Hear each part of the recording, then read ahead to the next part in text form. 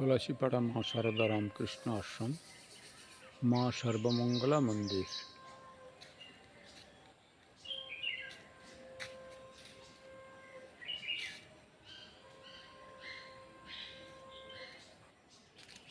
ফুলের বাগান,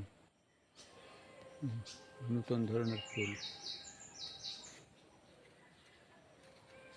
বেলি ফুল হয়েছে।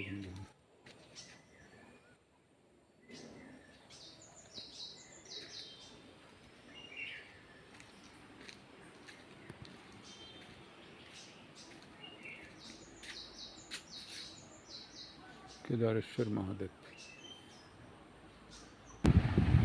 শ্রীরামকৃষ্ণদেব, মা সারদা দেবী, স্বামী বিবেকানন্দ, মা সর্বমঙ্গলা।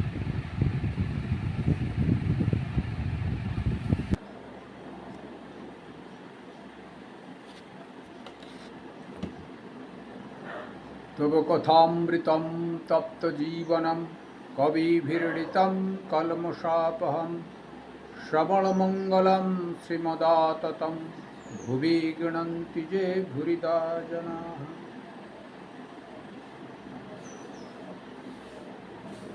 উপস্থিত সকলকে আমার শুভেচ্ছা, আন্তরিক শুভেচ্ছা, প্রীতি। আজকে আমরা কথামৃত একটু অধ্যয়ন, যৎসামান্য আলোচনাও হবে। শ্রীরামকৃষ্ণ কথামৃতম।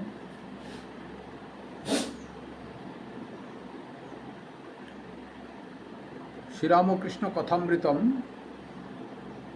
চতুর্দশ পরিচ্ছেদ, দ্বিতীয় খণ্ড, তীর্থযাত্রা ও ঠাকুর শ্রীরামকৃষ্ণ। আচার্যের তিন শ্রেণী। পণ্ডিত জিজ্ঞেস করছেন, মহাশয়ের তীর্থে কতদূর যাওয়া হয়েছিল? শ্রীরামকৃষ্ণদেবকে জিজ্ঞাসা করছেন, মহাশয়ের তীর্থে কতদূর যাওয়া হয়েছিল? শ্রীরামকৃষ্ণ বলছেন, হ্যাঁ, কতক জায়গা দেখেছি। সহাস্যে, হাজরা অনেক দূর গেছিল আর খুব উঁচুতে উঠেছিল। ঋষিকেশ গেছিল। সকলের হাস্য। আমি অত দূর যাই নাই, অত উঁচুতেও উঠি নাই। চিল শকুনিও অনেক উচ্চে ওঠে, কিন্তু নজর ভাগাড়ে। সকলের হাস্য। ভাগাড় কি জানো? কামিনী ও কাঞ্চন। যদি এখানে বসে ভক্তি লাভ করতে পারো, তাহলে তীর্থে যাবার কি দরকার?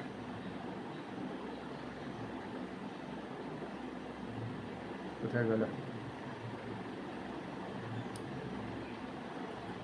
হ্যাঁ, চিল শকুনও অনেক উচ্চে ওঠে, কিন্তু নজর ভাগাড়ে।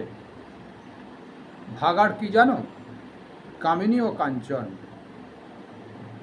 যদি এখানে বসে ভক্তি লাভ করতে পারো, তাহলে তীর্থে যাবার কি দরকার?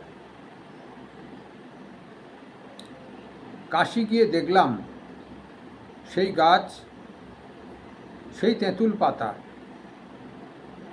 তীর্থে গিয়ে যদি ভক্তি লাভ না হলো, তাহলে তীর্থে যাবার আর ফল হলো না।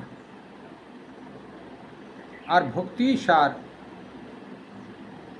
একমাত্র প্রয়োজন। চিল শকুন কি জানো? অনেক লোক আছে, তারা লম্বা লম্বা কথা কয় আর বলে যে শাস্ত্রে যে সকল কর্ম করতে বলেছে আমরা অনেক করেছি। এদিকে তাদের মন ভারী বিষয়াসক্ত। টাকা কড়ি, মান সম্ভ্রম, দেহের সুখ, এইসব নিয়ে ব্যস্ত থাকে। পণ্ডিত: আজ্ঞে হাঁ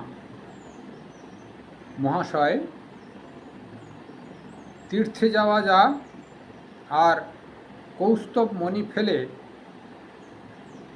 অন্য হীরামানিক খুঁজে বেড়ানো তা।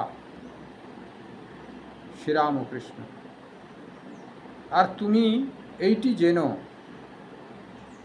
হাজার শিক্ষা দাও, সময় না হলে ফল হবে না। ছেলে বিছানায় শোবার সময় মাকে বললে, মা, আমার যখন হাগা পাবে তখন তুমি আমায় উঠিও। মা বললেন, বাবা, হাগাই তোমাকে উঠাবে, এজন্য তুমি কিছু ভেবো না। সকলের হাস্য। সেইরূপ ভগবানের জন্য ব্যাকুল হওয়া ঠিক সময় হলেই হয়।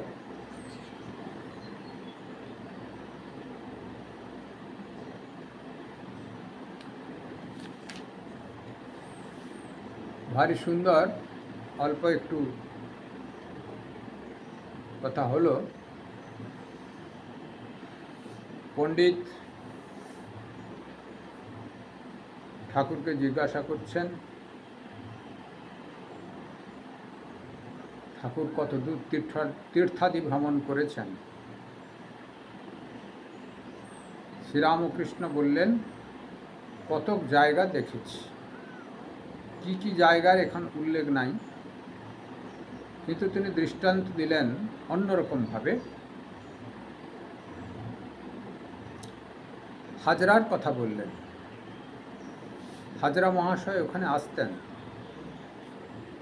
দক্ষিণেশ্বরে ওনার অনেক ঘটনা আছে। লোক দেখানো মালা জপ করতেন, এক জায়গায় আসন নিয়ে বসে থাকতেন। তা হয়তো মাক ছেলে আছে, তা যাই হোক, কিন্তু এই লোক দেখানো বা অনুষ্ঠান করে অন্তর্জগতে প্রতিষ্ঠা হয় না তেমন একটা। বাইরে বড় বড় ভাব দেখিয়ে কিছু লাভ হয় না, সেই জন্য অন্তরে প্রতিষ্ঠা করতে হবে ভগবানকে। ভগবানকে অন্তরে প্রতিষ্ঠা করলে ভাব অমনি আসবে। বাইরের একটু আঁকচিরা, অমুক আমুক কিছু দরকার নাই, মালা পরার কিছু দরকার নাই। মালা পরলেও দোষ নাই, কিন্তু প্রয়োজন নাই। অন্তরে প্রতিষ্ঠা হলে সব হয়ে যাবে। তা সেই জন্যে বলছেন যে হাজরা অনেক দূর গিয়েছিল, খুব উঁচুতে উঠেছিল, ঋষিকেশ গেছিল। আমি অত দূর যাই নাই, অত উঁচুতে উঠি নাই। বাইরের জগতে অনেক তীর্থ ভ্রমণ করেন সব। আমি অমুক জায়গায় গেছিলাম, তমুক জায়গায় গেছিলাম, গাড়ি নিয়ে চলে গেলেন, পয়সা আছে, হোটেলে রেস্তোরাঁতে খেলেন, একটু সাঙ্গপাঙ্গ নিয়ে একটু ফুর্তা আমোদাল্লাদি করলেন,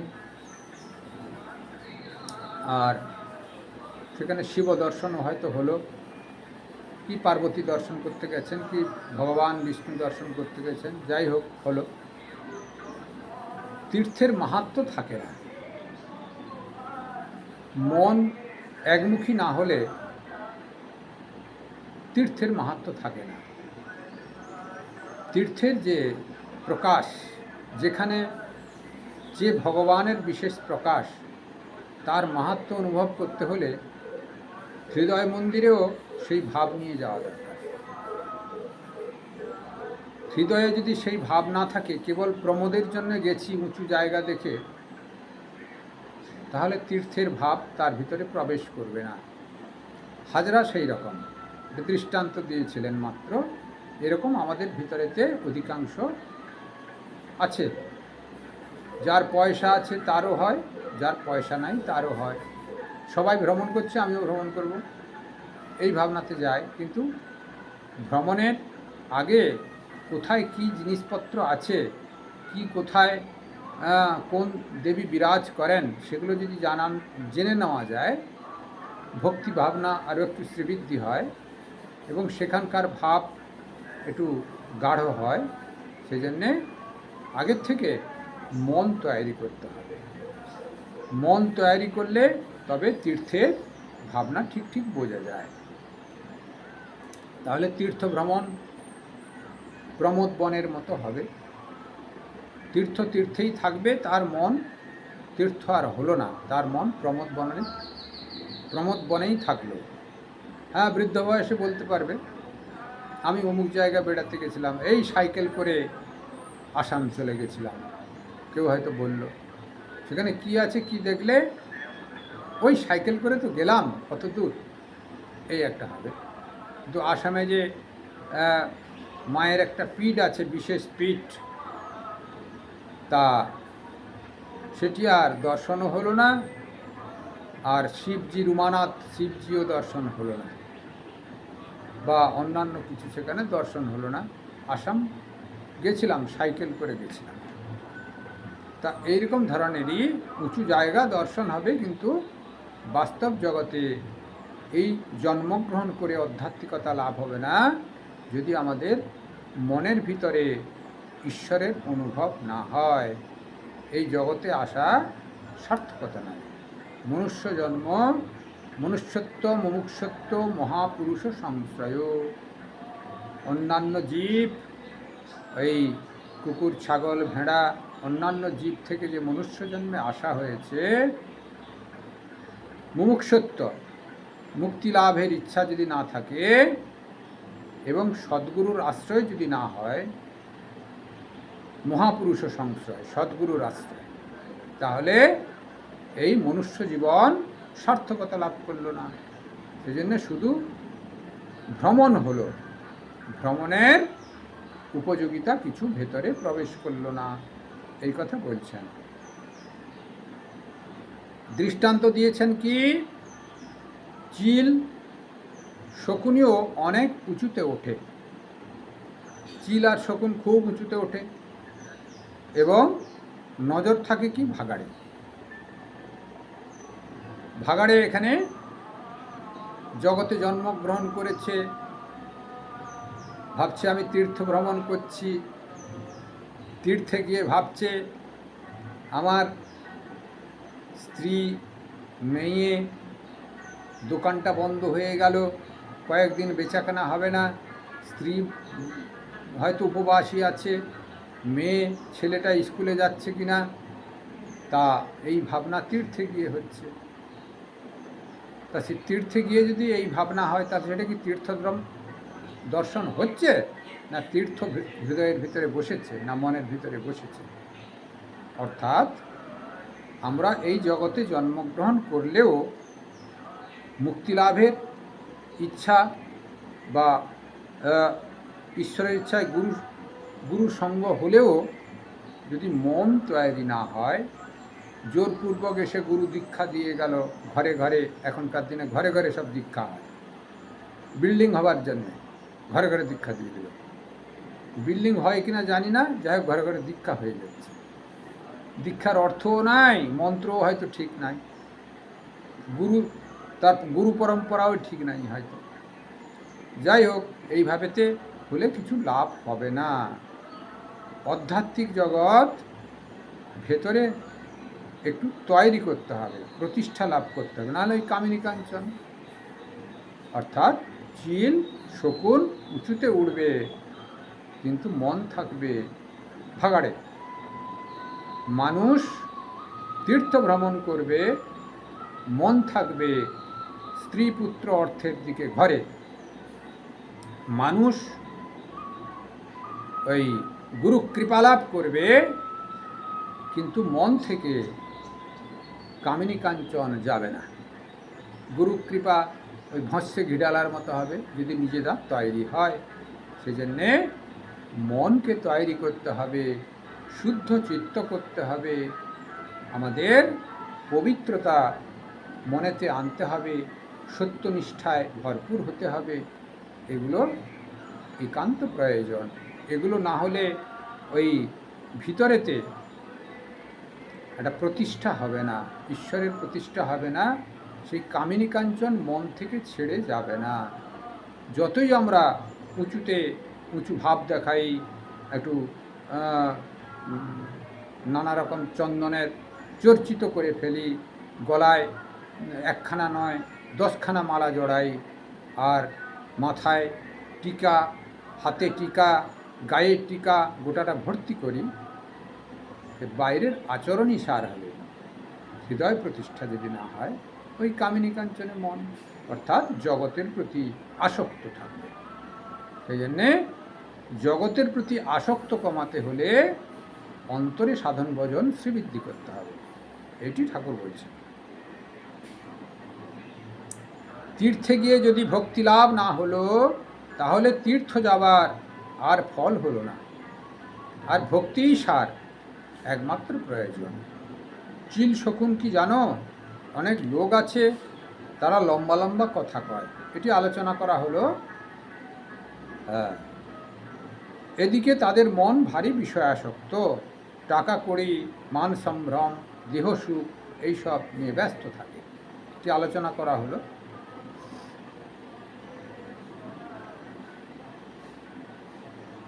তুমি এইটি জানো, হাজার শিক্ষা দাও, সময় না হলে ফল হবে না। হ্যাঁ, এটি একটি ভালো কথা বলেছেন। ছেলে বিছানায় শোবার সময় মাকে বললে, মা আমার যখন হাগা পাবে তখন তুমি আমায় উঠিও। মা বললে, বাবা হাগাই তোমাকে উঠাবে, এই জন্যে তুমি কিছু ভেবো না। হ্যাঁ, ভারী সুন্দর। আমাদের প্রত্যেকের শারীরিক দিক দিয়ে কতগুলি গঠন আছে প্রকৃতির নিয়মে, পায়খানা, প্রস্রাব, খিদে, লোভ, নানা রকম সব থাকে। খিদে পেলে খাবার গ্রহণ করতে হয়, পায়খানা পেলে পায়খানা যেতে হয়। তা যাই হোক, সেখানে ঠাকুরের গল্পে যে মাকে বলছেন, আমার পায়খানা পেলে তুমি ডেকে দিও, হাগু পেলে ডেকে দিও। মা কি বললেন? হাগাই তোমাকে ডেকে দেবে। অর্থাৎ ঈশ্বরে যখন ভক্তি হবে, ঈশ্বরের যখন বিশ্বাস হবে, তখন কামিনী কাঞ্চন আপনি ত্যাগ হয়ে যাবে। বৈরাগ্য যখন হবে, ঈশ্বরে অনুরাগ যখন হবে, তখন সংসার আপনি ত্যাগ হবে, জোরপূর্বক ছাড়ার নেই। যেরকম ওই গাছের বেল্ল জোরপূর্বক খুলতে নাই।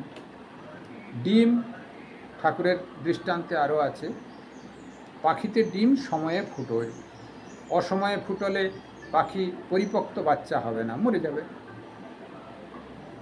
তা সেই জন্যে সময়ে ফুটো। হ্যাঁ, যখন আমাদের ভিতরে একটু ঈশ্বরে বৈরাগ্য আসবে, ঈশ্বরে অনুরাগ আসবে, বিষয়ে বিরাগ আসবে, তখন অর্থাৎ জগতের প্রতি আকর্ষণ কমবে, আর কেন্দ্রবিন্দুর প্রতি আমাদের ঈশ্বরের প্রতি আকর্ষণ বাড়বে। তখন সংসার ত্যাগ হবে বা ঈশ্বরের প্রতি অনুরক্ত হবে, তখন আমাদের ভিতরে ভাব প্রতিষ্ঠা হবে।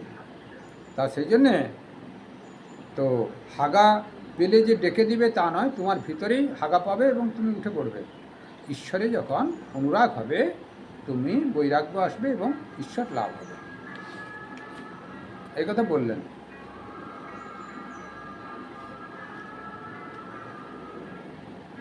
তারপরে বলছেন, পাত্রাপাত্র দেখে উপদেশ। ঈশ্বর কি দরকার না ঈশ্বর কি দয়াময়? 3 রকম বৈদ্য আছে। একরকম তারা নাড়ি দেখে ঔষধ ব্যবস্থা করে চলে যান, রোগীকে কেবল বলে যান ঔষধ খেও হে, এরা অধম থাকের বৈদ্য। সেইরূপ কতকগুলি আচার্য উপদেশ দিয়ে যায়, কিন্তু উপদেশে লোকের ভালো হলো কি মন্দ হলো তা দেখে না, তার জন্যে ভাবে না। কতকগুলি বৈদ্য আছে তারা ঔষধ ব্যবস্থা করে রোগীকে ঔষধ খেতে বলে। রোগী যদি খেতে না চায় তাকে অনেক বোঝায়। এরা মধ্যম থাকের বৈদ্য। এইরকম মধ্যম থাকের আচার্যও আছে। তারা উপদেশ দেন, আবার অনেক করে লোকেদের বুঝান যাতে তারা উপদেশ অনুসারে চলে। আবার উত্তম থাকের বৈদ্য আছে। মিষ্টি কথাতে রোগী যদি না বোঝে তারা জোর পর্যন্ত করে। দরকার হয় রোগী বুকে হাঁটু দিয়ে রোগীকে ঔষধ গিলিয়ে দেয়। সেইরূপ উত্তম থাকের আচার্য আছে। তারা ঈশ্বরের পথে আনবার জন্যে শিষ্যদের উপর জোর পর্যন্ত করে। পণ্ডিত মহাশয়, যদি উত্তম থাকের আচার্য থাকেন তবে কেন আপনি সময় না হলে জ্ঞান হয় না একথা বললেন? শ্রীরামকৃষ্ণ: সত্য বটে, কিন্তু মনে করো ঔষধ যদি পেটে না যায়, যদি মুখ থেকে গড়িয়ে যায়, তাহলে বৈদ্য কি করবে? উত্তম বৈদ্য কিছু করতে পারে না। পাত্র দেখে উপদেশ দিতে হয়। তোমরা পাত্র দেখে উপদেশ দাও না। আমার কাছে কেহ ছোকরা এলে আগে জিজ্ঞাসা করি, তোর কে আছে? মনে করো বাপ নাই, হয়তো বাপের ঋণ আছে, সে কেমন করে ঈশ্বরে মন দেবে? শুনছো বাপু? পণ্ডিত: আজ্ঞা হ্যাঁ, আমি সব শুনছি। শ্রীরামকৃষ্ণ: একদিন ঠাকুর বাড়িতে কতকগুলি শিখ সিপাহী এসেছিল। মা কালীর মন্দিরের সম্মুখে তাদের সঙ্গে দেখা হল। একজন বললে, ঈশ্বর দয়াময়। আমি বললাম, বটে, সত্য নাকি? কেমন করে জানলে ঈশ্বর দয়াময়? তারা বললে, কেন মহারাজ, ঈশ্বর আমাদের খাওয়াচ্ছেন, এত যত্ন করছেন। আমি বললাম, সে কি আশ্চর্য! ঈশ্বর যে সকলের বাপ গা। বাপ ছেলেকে দেখবে না তো কে দেখবে? ও পাড়ার লোক এসে দেখবে নাকি? নরেন্দ্র: তবে ঈশ্বরকে দয়াময় বলবো না? শ্রীরামকৃষ্ণ: তাকে কি দয়াময় বলতে বারণ করেছি? আমার বলবার মানে এই যে ঈশ্বর আমাদের আপনার লোক, পর নয়। পণ্ডিত: কথা অমূল্য। শ্রীরামকৃষ্ণ: তোর গান শুনছিলুম, কিন্তু ভালো লাগলো না, তাই উঠে গেলুম। বললুম, উমেদারি অবস্থা, গান আলুনি বোধ হলো। নরেন্দ্র লজ্জিত হলেন, মুখ ঈষৎ আরক্তিম হইল। তিনি চুপ করিয়া রইলেন।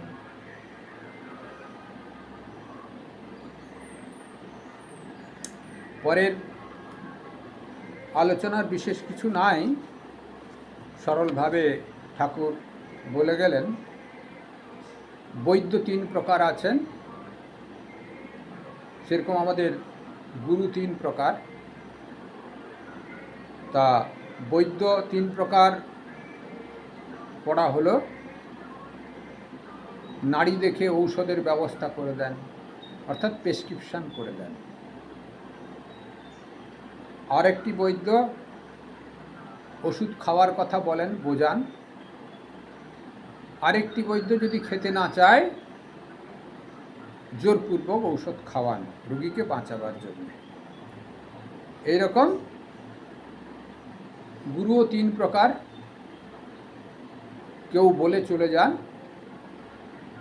আবার কেউ একটু বোঝান, আবার কেউ জোরপূর্বক মন্ত্র দীক্ষা দিয়ে সাধন ভজন করিয়ে নেন।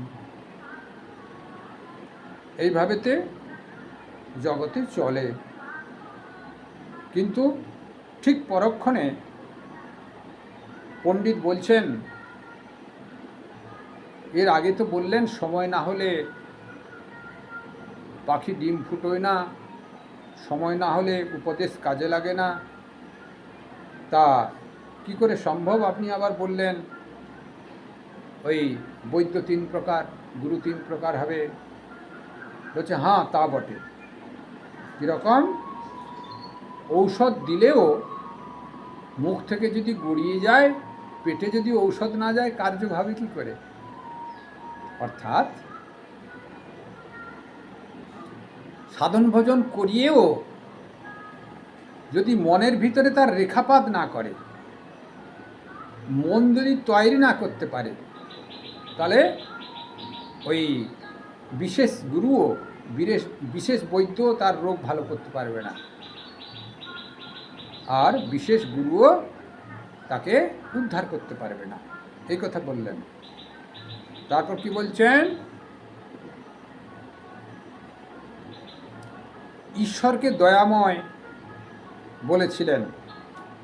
মা কালীর মন্দিরে বেড়াতে এসেছিলেন, তা ঈশ্বর কেমন ঠাকুর জিজ্ঞাসা করাতে তারা বললেন ঈশ্বর দয়াময়। তা ঠাকুর জিজ্ঞেস করলেন কেমন দয়াময়? তিনি বললেন তিনি খাওয়াচ্ছেন, এত যত্ন করছেন, তা সেই জন্যে দয়াময়।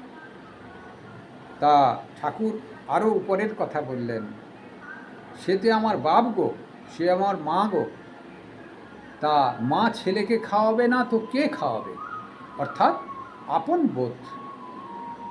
মায়ের কাছে ছেলে যদি জন্ম নেয়, মাই তো খাওয়াবেন, আবার কে খাওয়াবে? এই বিশ্বাস, দৃঢ় বিশ্বাস না হলে ঈশ্বরকে পাওয়া যায় না। সেই জন্যে ওই আমাদের নিজের উপরে বিশ্বাস করতে হবে এবং ঈশ্বরে বিশ্বাস করতে হবে।